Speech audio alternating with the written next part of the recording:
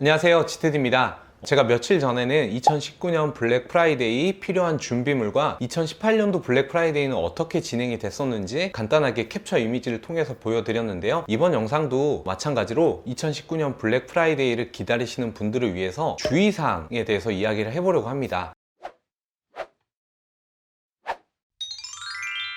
사실 이 주의사항을 알아야만 여러분들이 한국보다 더 비싸게 사거나 아니면 생각지도 못했던 관세를 낸다거나 이런 상황들을 피할 수 있기 때문에 실제로 블랙 프라이데이 때 직구할 마음을 갖고 계신 분들이라면 오늘 영상을 반드시 참고해 주시고 블랙 프라이데이를 기다리시면 될 것 같습니다.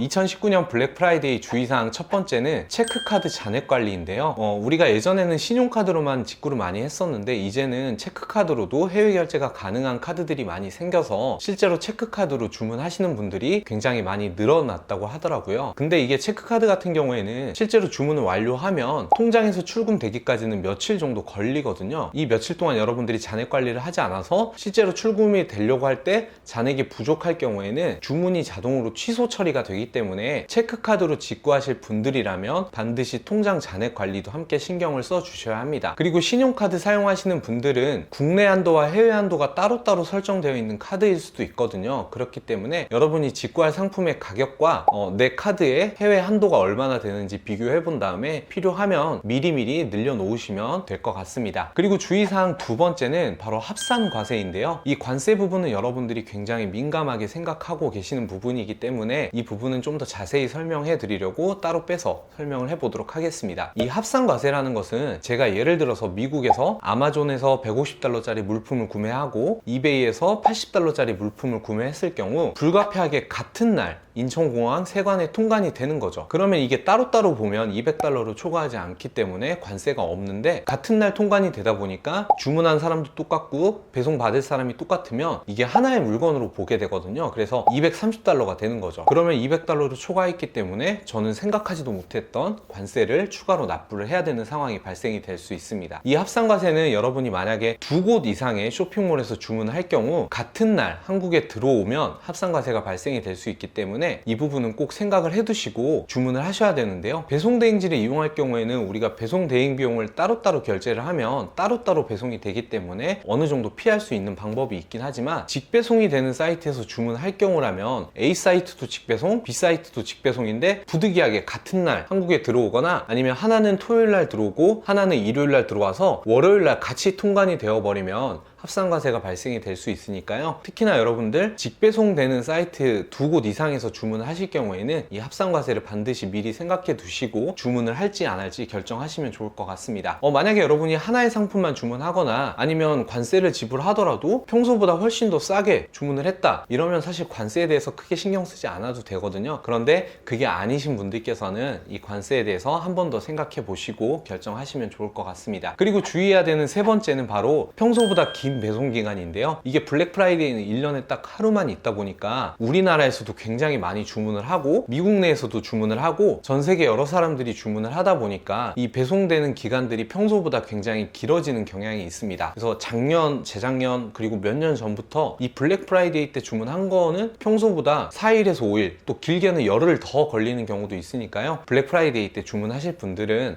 배송이 좀 늦겠구나 라고 미리 생각을 해 두시는 게 정신건강에 많이 도움이 되니까요. 미리 이 부분도 알고 넘어가시면 좋을 것 같습니다. 주의해야 되는 마지막 네 번째는 여러분이 직구할 사이트를 미리 선정을 해 놓으셨다면 그 사이트가 한국카드로 결제가 되는 사이트인지 즉 직구가 가능한 사이트인지 미리 확인을 해 보시고 블랙 프라이데이 때 주문을 하시는 게 좋습니다. 여러분들이 열심히 서칭하고 알아보고 내가 블랙 프라이데이 때 이 사이트에서 주문을 해야지 라고 생각해 뒀다가 블랙 프라이데이 때 주문을 하려고 보니까 이 사이트에서 한국카드를 안 받는 사이트다 라고 뜨면 굉장히 당황스럽잖아요. 그렇기 때문에 여러분이 혹시나 주문하고 싶은 사이트가 한국카드로 결제가 되는지 커뮤니티나 포털 사이트에서 검색을 하면 바로 확인할 수 있거든요. 아니면 여러분들이 댓글에다가 이 사이트에서 쇼핑하고 싶은데 한국카드를 받냐고 남겨주시면 제가 확인해보고 댓글로 남겨드릴 수 있으니까요. 여러분들이 주문하고 싶은 사이트가 한국카드를 받는지 안 받는지 꼭 미리 확인해 보시고 블랙 프라이데이를 기다리시면 좋을 것 같습니다. 지금까지 이렇게 블랙 프라이데이 때 조심해야 되는 4가지를 소개해 드렸는데요. 우리가 물건을 싸게 사는 것도 중요하지만 평소보다 더 비싸게 사거나 오히려 한국보다 더 비싸게 사면 여러분들이 블랙 프라이데이 때 직구하는 게 의미가 없기 때문에 오늘 여러분들이 꼭 영상 확인하시고 어떤 부분을 조심해야 되는지 꼭 알고 블랙 프라이데이를 기다리시면 정말 도움이 많이 될 것 같습니다. 이 외에 궁금한 부분은 댓글로 남겨주시면 제가 확인하고 답변을 남겨드리도록 하겠습니다. 오늘 영상도 여러분들에게 도움이 되셨다면 좋아요와 구독 버튼을 부탁드리고요. 오늘 영상도 봐주셔서 정말 감사합니다.